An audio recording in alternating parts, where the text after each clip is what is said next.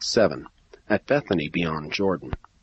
On February 26, Jesus, his apostles, and a large group of followers journeyed down the Jordan to the ford near Bethany in Perea, the place where John first made proclamation of the coming kingdom. Jesus with his disciples remained here, teaching and preaching, for 4 weeks before they went on up to Jerusalem. The second week of the sojourn at Bethany beyond Jordan, Jesus took Peter, James, and John into the hills across the river and south of Jericho for a 3 days' rest. The Master taught these 3 many new and advanced truths about the kingdom of heaven. For the purpose of this record, we will reorganize and classify these teachings as follows. Jesus endeavored to make clear that he desired his disciples, having tasted of the good spirit realities of the kingdom, so to live in the world that men, by seeing their lives, would become kingdom conscious, and hence be led to inquire of believers concerning the ways of the kingdom. All such sincere seekers for the truth are always glad to hear the glad tidings of the faith gift which ensures admission to the kingdom with its eternal and divine spirit realities. The Master sought to impress upon all teachers of the gospel of the kingdom that their only business was to reveal God to the individual man as his Father, to lead this individual man to become Son-conscious, then to present this same man to God as his faith Son. Both of these essential revelations are accomplished in Jesus. He became indeed the way, the truth, and the life.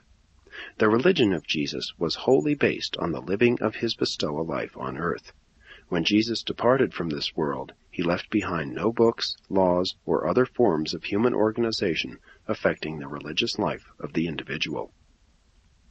Jesus made it plain that he had come to establish personal and eternal relations with men which should forever take precedence over all other human relationships, and he emphasized that this intimate spiritual fellowship was to be extended to all men of all ages and of all social conditions among all peoples.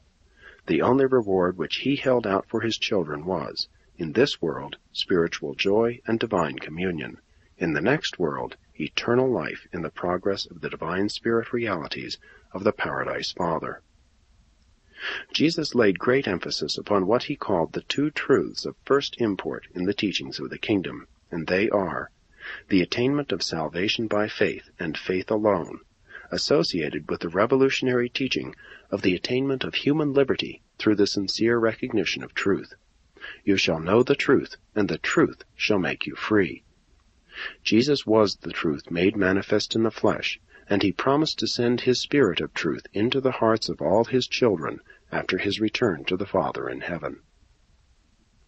The Master was teaching these apostles the essentials of truth for an entire age on earth. They often listened to his teachings when in reality what he said was intended for the inspiration and edification of other worlds. He exemplified a new and original plan of life. From the human standpoint, he was indeed a Jew, but he lived his life for all the world as a mortal of the realm.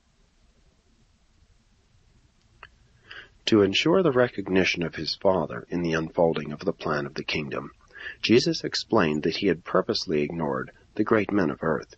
He began his work with the poor, the very class which had been so neglected by most of the evolutionary religions of preceding times. He despised no man. His plan was worldwide, even universal. He was so bold and emphatic in these announcements that even Peter, James, and John were tempted to think he might possibly be beside himself. He sought mildly to impart to these apostles the truth that he had come on this bestowal mission not to set an example for a few earth creatures, but to establish and demonstrate a standard of human life for all peoples upon all worlds throughout his entire universe. And this standard approached the highest perfection, even the final goodness of the universal Father. But the apostles could not grasp the meaning of his words. He announced that he had come to function as a teacher sent from heaven to present spiritual truth to the material mind. And this is exactly what he did. He was a teacher, not a preacher. From the human viewpoint, Peter was a much more effective preacher than Jesus. Jesus' preaching was so effective because of his unique personality, not so much because of compelling oratory or emotional appeal. Jesus spoke directly to men's souls. He was a teacher of man's spirit, but through the mind. He lived with men. It was on this occasion that Jesus intimated to Peter, James, and John that his work on earth was in some respects to be limited by the commission of his associate on high, referring to the pre-bestowal instructions of his paradise brother Emmanuel. He told them that he had come to do his Father's will, and only his Father's will.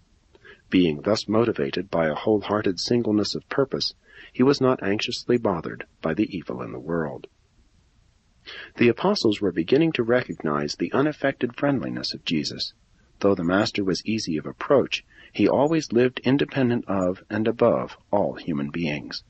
Not for one moment was he ever dominated by any purely mortal influence or subject to frail human judgment.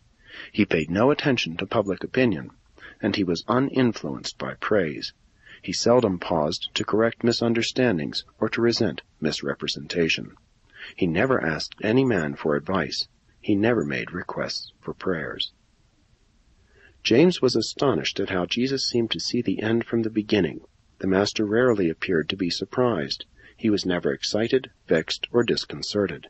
He never apologized to any man. He was at times saddened, but never discouraged. More clearly, John recognized that, notwithstanding all of his divine endowments, after all, he was human. Jesus lived as a man among men, and understood, loved, and knew how to manage men.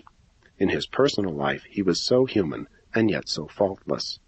And he was always unselfish. Although Peter, James, and John could not understand very much of what Jesus said on this occasion, his gracious words lingered in their hearts, and after the crucifixion and resurrection, they came forth greatly to enrich and gladden their subsequent ministry. No wonder these apostles did not fully comprehend the Master's words, for he was projecting to them the plan of a new age.